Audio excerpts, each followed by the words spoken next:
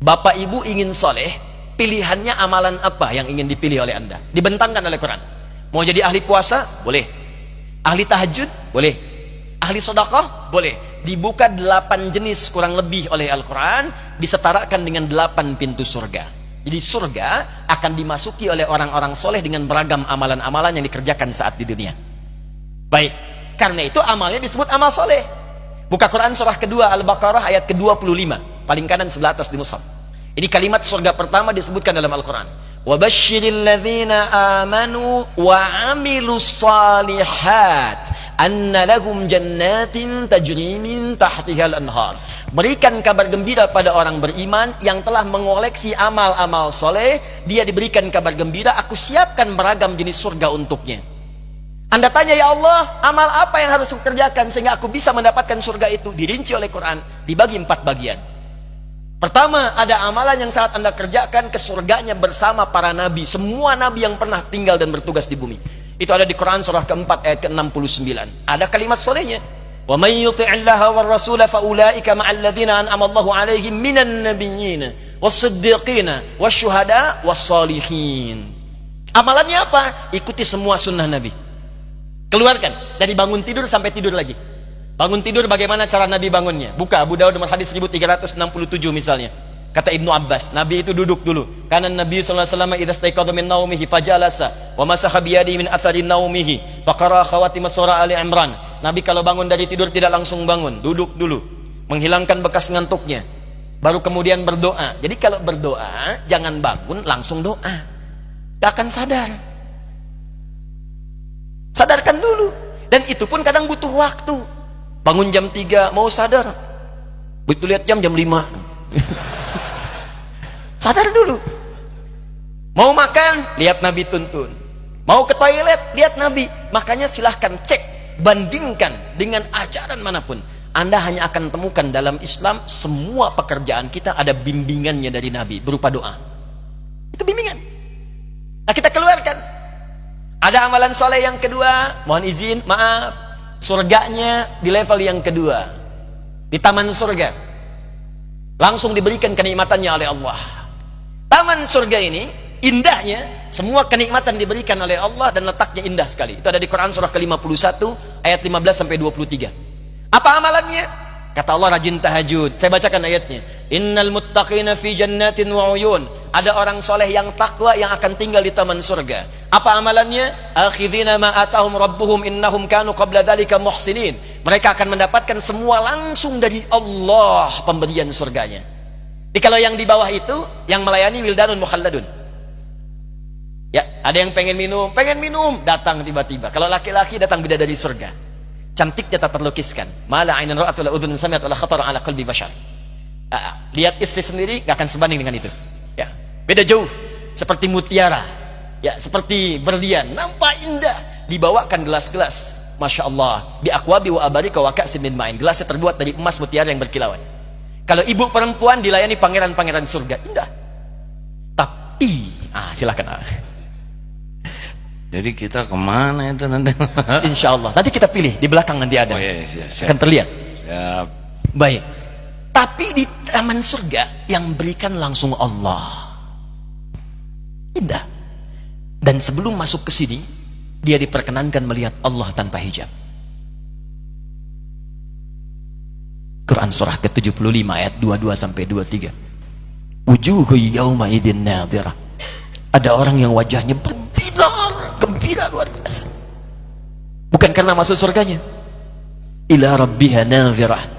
Karena ia bisa menatap Allah yang dirindukan, yang tak pernah nampak. Anda berpisah dengan putra Anda 20 tahun. Dia katakan saya mau datang. Di bandara landing pesawat jam 7. Ibu akan datang jam berapa? Bahkan ada yang menginap untuk menyambutnya. Dan suasananya luar biasa. Sekarang kita diberikan nikmat, kebutuhan, kesehatan, kenikmatan oleh zat yang tak pernah nampak di bumi. Kita merindukannya. Dan tiba-tiba berjumpa. Bagaimana kerinduan kita terbuncah saat itu. Saya ingat almarhum Kiai Haji Arifin Ilham, guru sahabat kita, Saya menengok beliau di rumah sakit sebelum wafat. Ustaz Hadi, abang sedang nunggu deh. Ya bang, liqa'ullah, mau ketemu Allah, mau ketemu Allah. Makanya pas mau wafat itu dituliskan kan oleh beliau, liqa'ullah, dan dipersiapkan. Tidak ada kerinduan tertinggi ketika berjumpa dengan Allah dan Rasulullah SAW. Taman surga. Kalau anda inginkan itu, apa amalannya? Dia orang muhsin kata Allah. Semua mengerjakan karena Allah. Jadi semua karena Allah. Lillah, lillah, lillah, lillah. Karena semua karena Allah, Allah pun merindukannya. Ya, Syekh Jamaluddin Al-Afghani pernah mengajar kemudian di Jamiah Islamiyah di Madinah Munawwarah. Saat mengajar, itu beliau pernah sakit, merasa sakit. Cek ke dokter, kemudian balik karena hasil belum keluar lab. Berapa hari kemudian beliau meminta muridnya untuk ngambil hasil karena beliau ingin mengajar dulu. Begitu ngambil hasil, menangis muridnya di luar. Kenapa? Katanya, ayo masuk sini. Menangis, tak sanggup menyampaikan. Kamu tenang dulu. Begitu selesai beliau sampaikan, guru, hasil dari lab menunjukkan, kata dokter, usia guru sudah tidak lama lagi. Penyakitnya begitu kronis. Semua murid menangis pada saat itu. Tapi perhatikan bagaimana guru mulia ini menjawab. Kalian kenapa bersedih? Kalian kenapa bersedih? Aku sudah lama merindukan Allah untuk berjumpa dengannya. Sekarang Allah merindukan denganku, merindukan pertemuan denganku untuk segera aku menemuinya. Ketika Allah merindukan aku, kenapa aku harus menangisi ya? Allah. Karena itu ketika pulang dibalas dengan indah oleh Allah. Apa amalannya saat di dunia? Kanu qalila minal laili ma yahja'un. Orang ini kata Al-Quran sedikit tidurnya, malam bangun.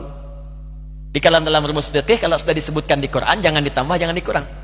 Kata Quran sedikit tidur, dihilangkan dia tidur. Ditambah sedikit-sedikit tidur, ya nggak bangun. Ya, wabil asharihum yastaghfirun. Ini rumus. Kalau selesai tahajud, kalau bisa jangan sampai pas subuh, menjelang subuh. Sisanya dipakai istighfar sebelum subuh. Subuh 4:06, ya, jam 4 kurang seperempat, 4 kurang 10 selesai istighfar. Itu disebutkan oleh Quran, ahli istighfar di waktu sahar adalah orang yang seakan ahli surga yang sedang berjalan-jalan di bumi. Istighfar. Ya. Allahu akbar, bil asharihum yastaghfirun. Wa fi amwalihim haqqul lis-sa'ili wal mahrum. Senang sedekah. Senang sedekah. Mau diminta mau enggak diminta, punya anggaran. Di sehari itu punya anggaran, walaupun cuma sedikit, yang penting sedekah. Dia ngejar amalan itu. Ya, apapun itu, mau wakaf, mau infak, mau macam-macam. Saya senang nih, biasanya di Darut Tauhid selalu ada itu kesempatan begitu. Tawaran tuh untuk masjid kah, untuk wakaf pesantren kah, dikejar. Jadi dia tuh punya anggaran untuk pulang. Nah, itu yang kedua.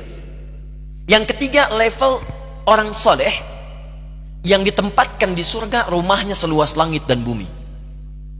Wah, itu silahkanlah, mau maraton, mau kopdol, mau sepedaan, mau nggak nyampe tuh, ya.